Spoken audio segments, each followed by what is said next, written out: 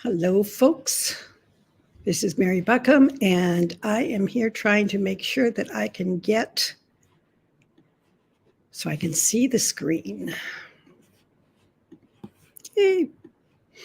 We open up usually a couple minutes before the hour, so early birds can get in and get into their classroom.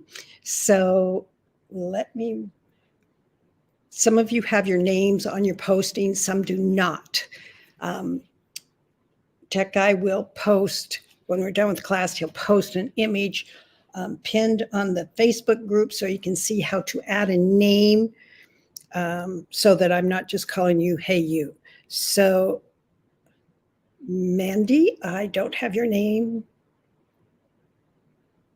just for today. So just be aware of that when you sign in to listen to the live event. Anne is on board. Lovely. Claudia, you also may want to double check to see, because all I can see is Facebook user when I see your posting. So welcome.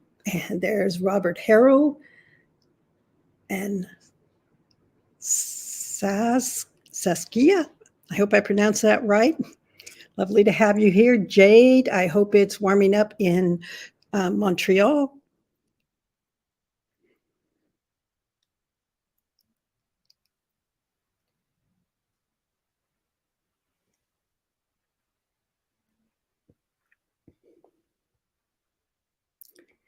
And it is warm and sunny in Albuquerque. Ziona, lovely to see you. Christine is here and is posting in. Ziona, also just be aware that I'll let you know, so you know, can I see your name or not? I can see it if I use a second computer, but I cannot see it on the one that I'm working on. And then we have someone from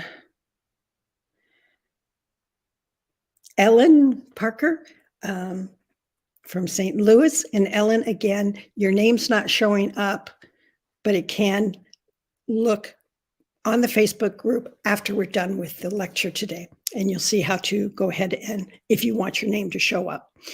And then we have someone from Vancouver Island, Alice. Nice to see you, Alice. Again, your name is not showing up, but we will keep trying.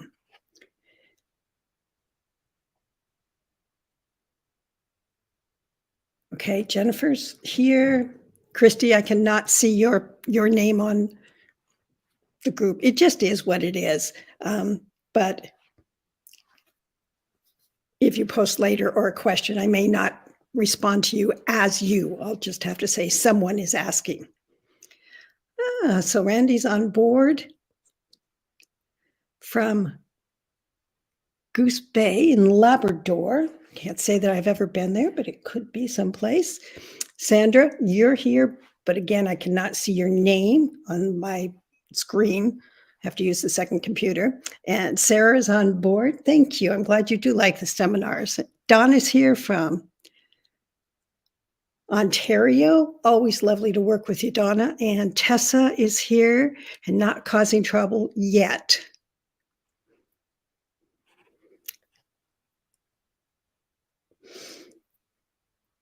And for those who are saying, yes, that you can see all the posting, you're absolutely right. It is just me, but they Facebook does not let the presenter automatically see everybody's name unless you give me permission to see your name. That's what I'm talking about here. So we'll start here in about 1 minute. I try to keep the lecture short. I want to value your time. I want to give you enough information at the same time. So in about 2 minutes, we'll go ahead and get started.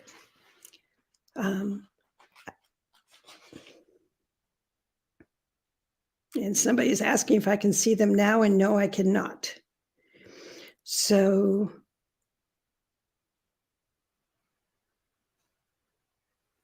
Chrissy, I cannot see you yet on the main computer. All right. The reason I really appreciate you posting in the chat bar is that it gives me a chance to know who's here and vicariously travel, but it also lets me know if you can get to the chat bar and post, then if you have questions on any of these live events, you can post it into that chat bar and ask your questions or have concerns, etc., and we can help you. Okay, Sarah's on board here. Let's go ahead and get started here. What we're going to be talking about in this first lecture is literally how body language works. Now, since we use body language all the time, that may sound like a duh kind of issue to address, but as a writer, even though in real life we use body language, we forget to put it on the page. So when I speak about body language, I'm also talking about these three terms are interchangeable. There's nonverbal communication. It's a long form, basically says that it's not dialogue. And also the term NVC is meaning body language. So I will interchange these descriptions. So be prepared, not only in this lecture, but the other lectures. And as you are reading about body language or NVC or nonverbal communication, that it is the same concept. Something that a lot of people may not realize, body language is and continues to be our primary form of communication between humans. Now, if you have a dog, they're using body language too with other dogs. And you can see that oftentimes and hear it from the type of barks. But for humans, we started out using nonverbal communication right from the beginning, and it continues to be our primary form of communication. So missing it on the page leaves the reader literally in the dark. Communication between humans is roughly 7% verbal, and the rest, 93%, is nonverbal communication. This is why it matters as we write. If you've ever had anyone say to you, you have talking heads, it's because you're not writing any nonverbal communication on the page. So keep this in mind when we talk about that it includes 55% of the communication that we give and receive from others is via our bodies, but 38% is in the tone of voice. Now, growing up, you probably, as a child, were very good at being able to determine your mother or your father's or caregiver's tone of voice to tell you if everything was okay or if you were in trouble for something, even if you didn't know what it was you were getting in trouble for. So this is when we talk about that 93%, this is how it's broken down. Our body is talking 55%, and the tone of voice is at 38%. things to be aware about body language is that it is throughout time. It is from cavemen probably up to our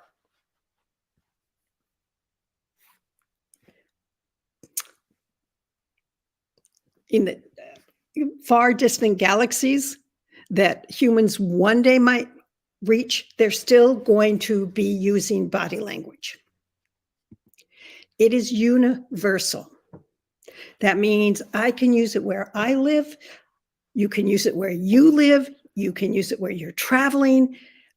Somebody is from Zimbabwe. Somebody is from Spain. Somebody is from Taiwan. Someone is from London. Everybody is using body language. Tessa says, I remember hearing, don't look at me with that tone. Absolutely, because somebody was translating your body language. Body language is also pretty consistent across cultures.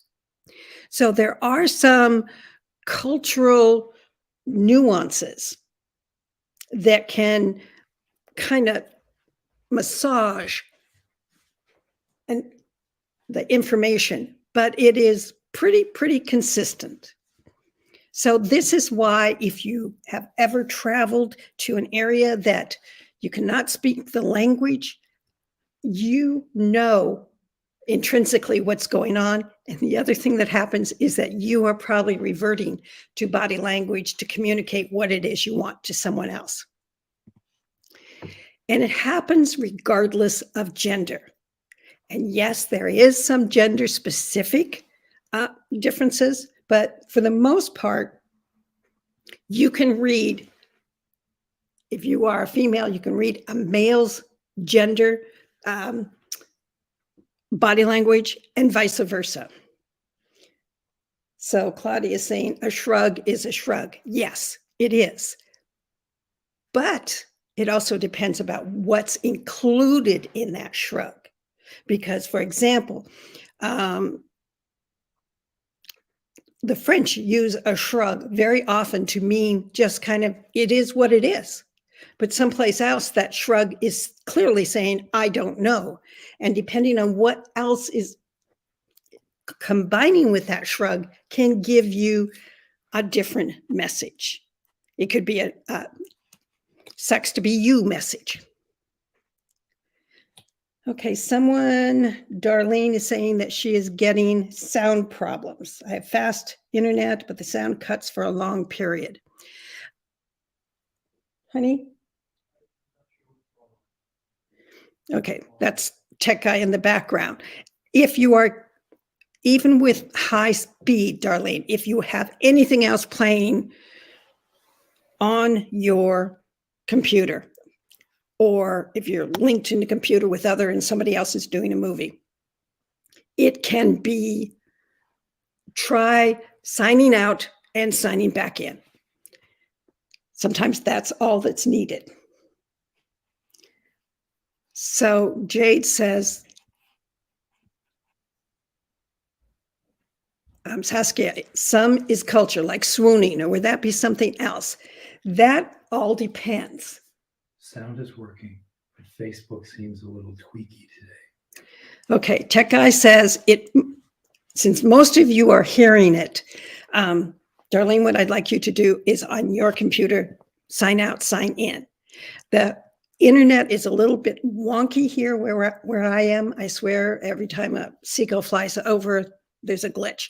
But if everybody else is hearing it pretty well, that sounds like it may be on your end.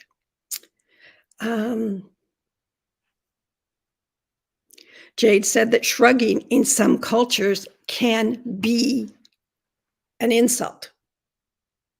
Well, and it definitely feels like an insult if you ask somebody for directions and they just give you a shrug. So that is the nuances there. Okay, Darlene seems to have fixed it. I think that's Darlene. And Mandy, all right. So anyway, be aware that for the most part, and there are always exceptions, you're going to find that body language can still communicate. Whether you're writing a historical, whether you're writing a sci-fi, whether you're writing something that is a contemporary in a different part of the world, you can still get that body language. You may make mistakes simply because if you don't understand, just like what Jade said, in some cultures, something that is acceptable elsewhere may not be quite so acceptable in that particular culture. Now, when we talk about body language, and this again, we'll go into more detail tomorrow when we talk about the most common uses, but we're talking about how we're constantly reading and how your characters are constantly reading the whole face. That includes the brows, the skin. Some skin is anger will flush the skin, but fear or shock can pale the skin. The mouth, and it's more than a smile. A smile by itself can mean a lot of different things in what the smile means. So this is an example where sometimes you use show plus tell. If you just tell alone, the reader sees nothing. He smiled. Well, what kind of smile? Was it a sexy smile? Was it a smirky smile? So start thinking beyond. The chin. Who knew that chins could actually communicate so much? But if somebody is upset, what often happens is they raise their chin because that is a weapon. That's one of the hardest bones on the face, and it can be used as a weapon, amongst other things. The nose. Why does the nose tell us information? It is because when we get upset, many times we are inhaling and our nose is tightening or expanding, depending on the reason for inhaling. Then we have the eyes. So just be aware we're looking at the whole face when we're talking about body language. Something important to know too is that the face is that part of our body that in real life we have a tendency to learn to control the soonest and the strongest. So when you say someone has a poker face, that means they've learned to control their facial reaction. But that doesn't mean that they're not communicating because there's the whole body to look at. So that head is very important, but some people just rely on that and forget there's a whole body attached to it. Unless you watch those sci-fi things that my husband does, and it's just the head sitting there. So when we're talking about the whole body, we're talking about the torso. How do you look at somebody who is angry from across the room and know that they are angry? It's more than their face. You also see it in their torso. What the fingers are communicating. And this is why a lot of law enforcement want to see somebody's hands. Show me your hands, because that can give you information about the state of mind of the character. Tessa, there is the replay, so you can watch it when you get back, okay? There are the shoulders. Now, if you're in the point of view character, the shoulders might be, a lot of people carry their tension in their shoulders. But the shoulders can also be that shrug that we were talking about a moment ago. It can also be whether they're caving in toward themselves, which can be a protective self measure, or it can be they're thrown back, which is a sign of determination, or they're going to move forward. And so there's a lot of different nuances in here. The arms can show body language. And this is where, again, have you ever seen a woman? Most women are not as tall as men and oftentimes are smaller. So what happens when a woman needs to show her authority? This is where those hands on the waist, on the hips, and you throw back the shoulders and you extend those arms akimbo. If you've had a parental or caregiving finger and they're in that stance calling for you, you know you better go. The legs give a lot of information, and the feet even give information. So this is to get you to start thinking about there's a whole body there for you. Now I'm going to have Tech Guy, when we're done here and I give him his computer back, he will post both of these graphics in the Facebook group up in the files section. And he'll post the face and this, so you can print them out and you can stick them near your computer as you're writing, so you can remember that these things matter when you're talking about body language. And yes, Ariana called that the superhero pose. That's exactly what that pose is all about. The hands akimbo, it is saying, I am taking up more space. The more space we take up, and that's a whole different issue with proxemics, but the more I'm present. As writers, you can lead a reader into a deeper understanding of a scene or of a character, or both the point of view character and the secondary characters, if you understand how you can and cannot use nonverbal communication signals to say what you mean. Knowing the nuances of NVC can create amazing subtext, which is that deeper level of meaning to stories that sets great writers apart from average writers. It is not just that we know that this character in their internal dialogue are saying, I'm afraid, and then in their external dialogue saying, everything's fine. That's a level of subtext. But if you know that from their internal dialogue, they're saying, I'm afraid, and then you see their body tightening, their hands clenching tighter, their hesitation, all these things, you're showing what you just said, which creates a stronger image for the reader, because now they're feeling that in the character's point of view, character's body. They've heard it, they're feeling it. So that raises questions for the reader as to what are they going to do next, even as that character is saying, I'm fine. Body language on the page can be used most effectively in one of three ways. First way, to enhance the verbal dialogue. So they say, I'm fine, but another person recognizes that their hand is shaking. That enhances the verbal dialogue and gives a cue to others that that person may not be fine. The second way is as a standalone message with no dialogue. Okay, this is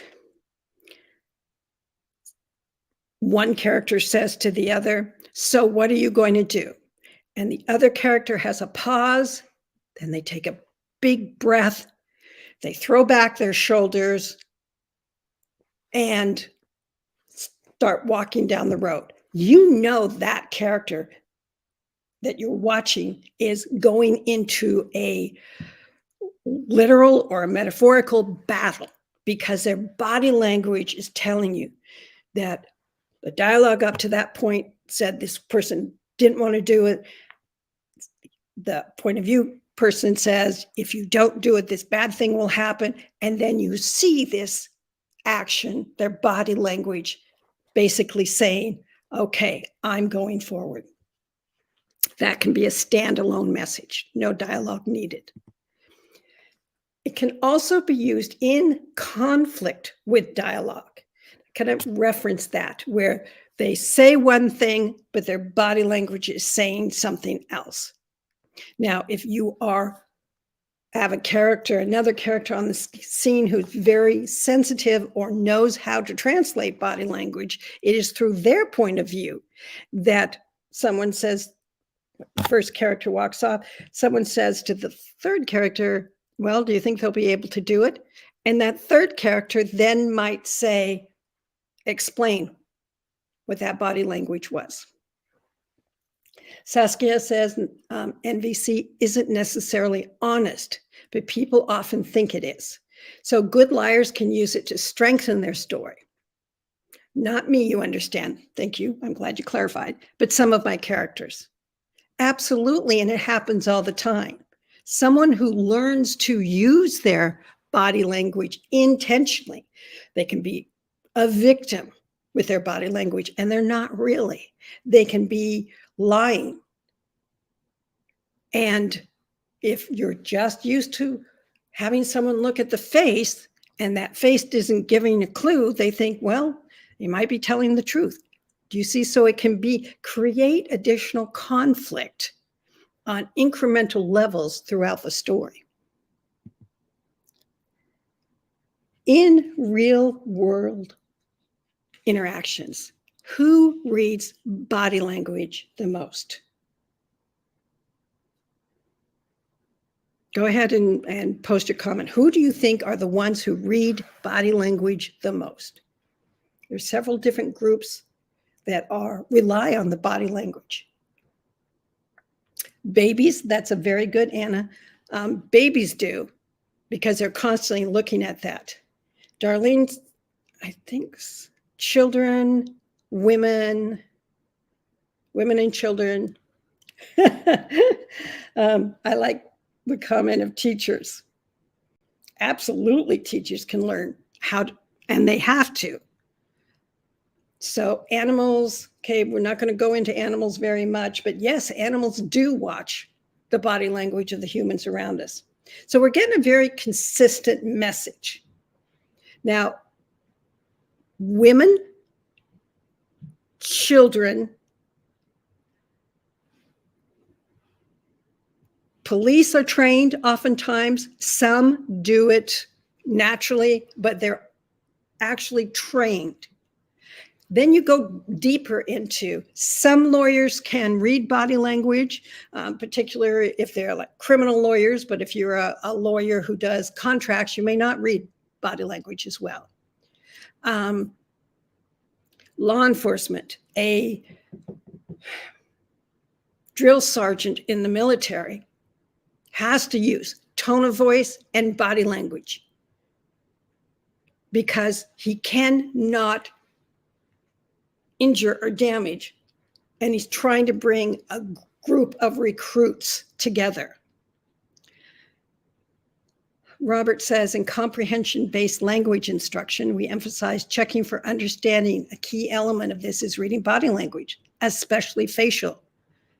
Absolutely. The therapist. This is, so you can use it based on the big picture issues, who's using it. Anybody that is put into a situation that you don't know the quote unquote rules of that group. So whether it's you are in a foreign country, whether you are in a new school, whether you are you enter a new bar, a new neighborhood, a new group that you think might be a threat. So we very quickly fall back on watching to see what the other people's body language is telling us. So the group that doesn't use it on average, males, unless they're trained otherwise. And it's because once a boy child grows up to where he starts getting bigger than others, they forget to read body language. They don't need it anymore. They're not feeling threatened or at risk necessarily, always exceptions. But as a result, a male will often read a female's face and her face alone.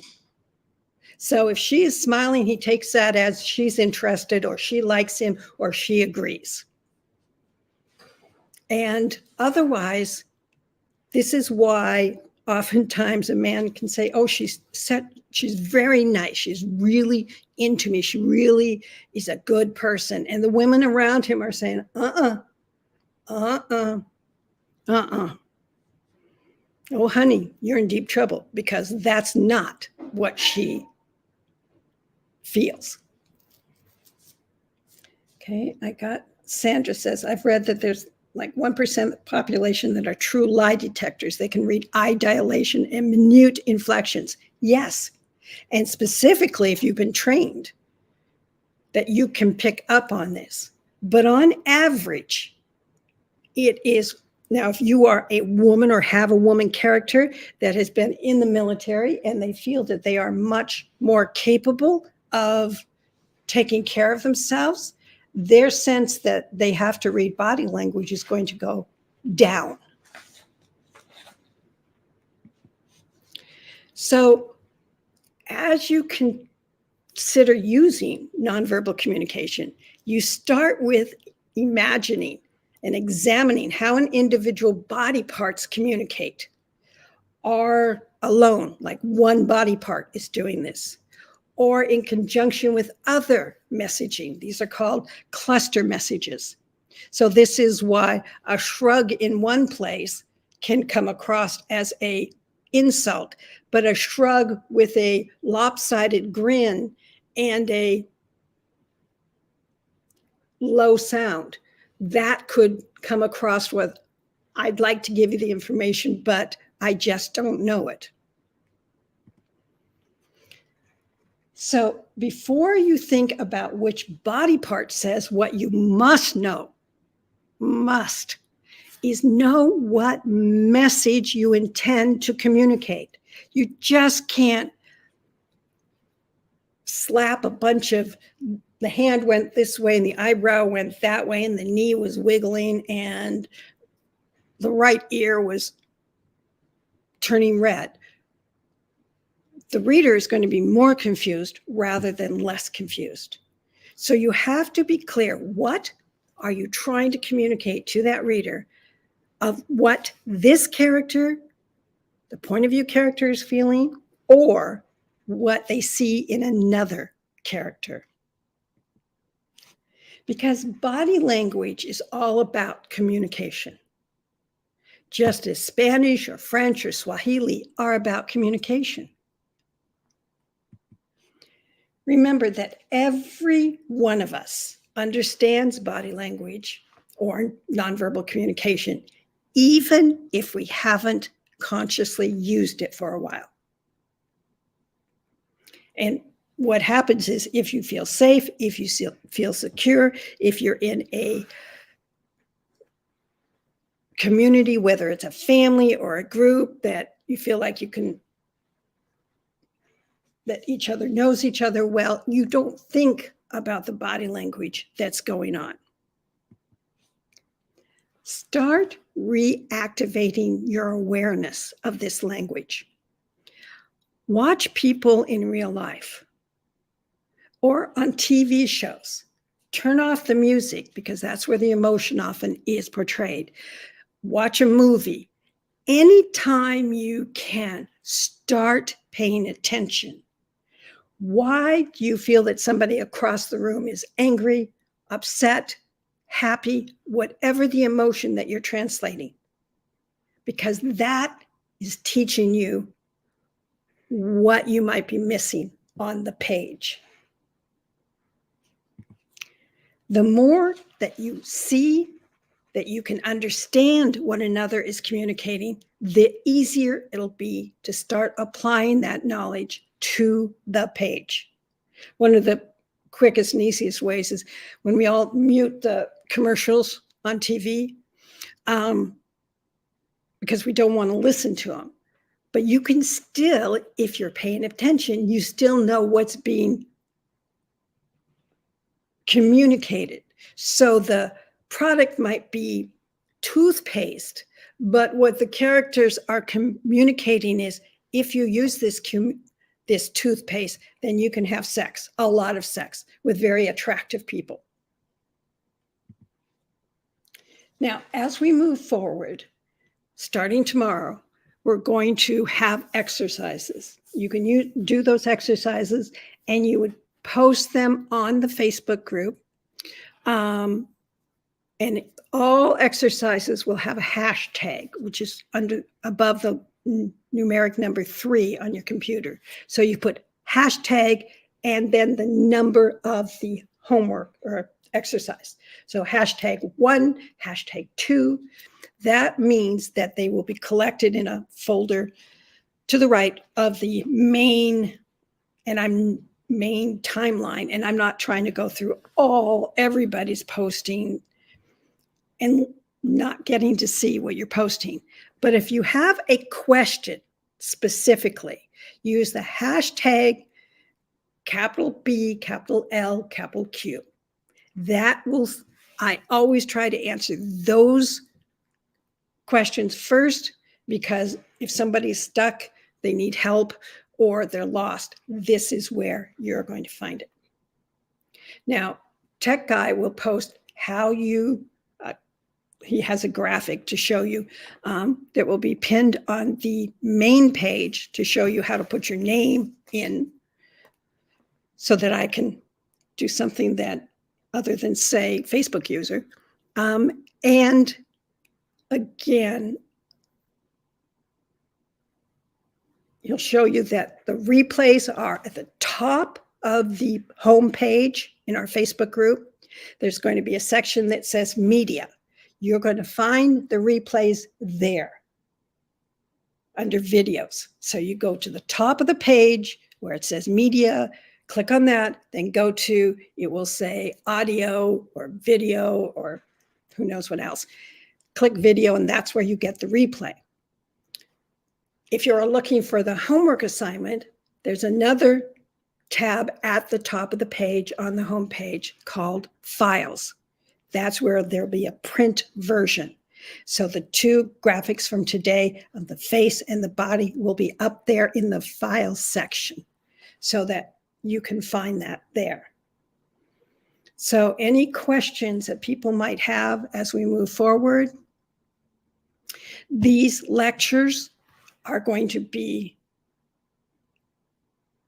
at noon Pacific Daylight Time, which means Seattle time or West Coast US time or Los Angeles time. So then you have to know where your time is and what that time is that the lecture is, and you can figure out when you'll be able to hear it live or have to skip it for that particular day.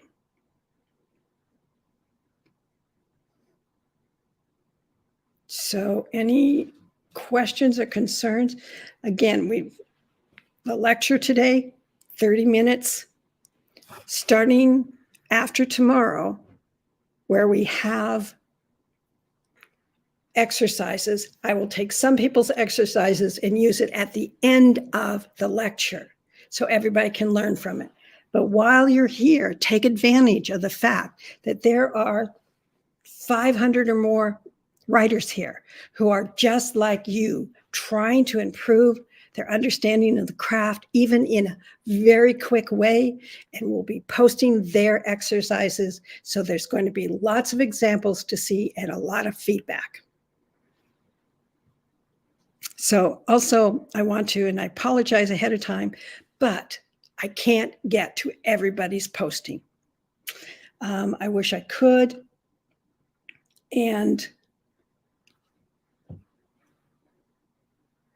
But there's only one of me, so I will give it my best shot. Darlene says, can you recommend some books about using body language?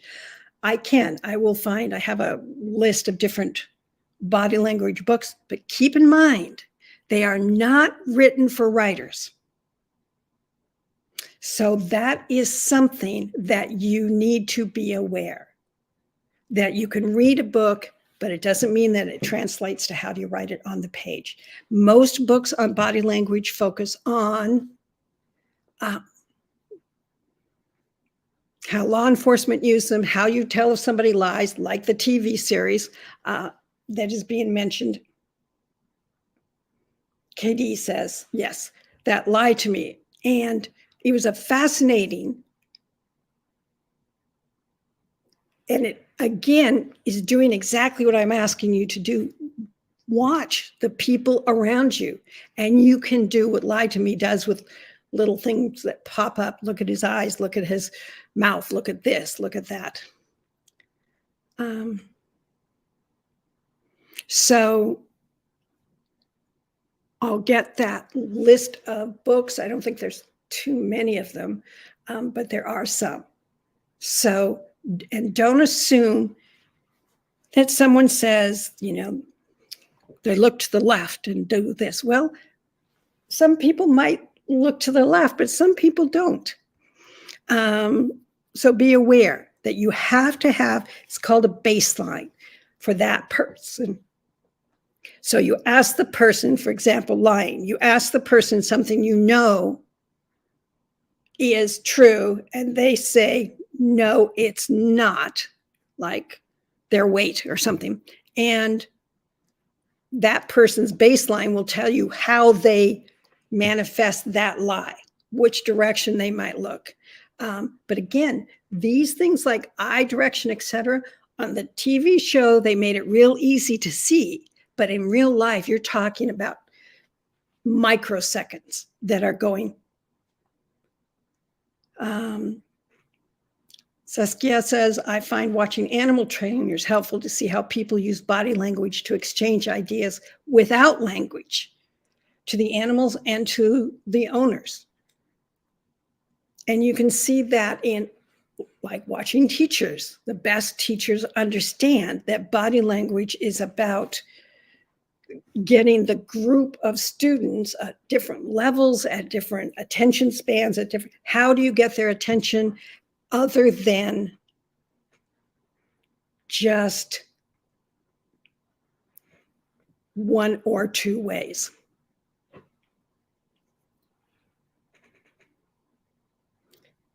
Yes, jury selection does work.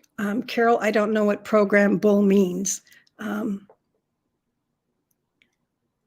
And Darlene mentions from Angela Ackerman, she writes with Becky, I'm going to forget Becky's last name, 2 books that show body language tied to emotion. Yes, those are prompts. The emotional thesaurus.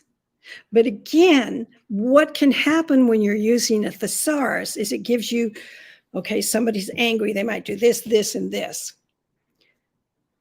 If you are deep into your character, that is, you can figure that out yourself. Okay, so the program Bull. Okay, so Bull was a TV program that they watch body language for jury selection and how they might perceive the defendant. See, it's those opportunities that are invaluable.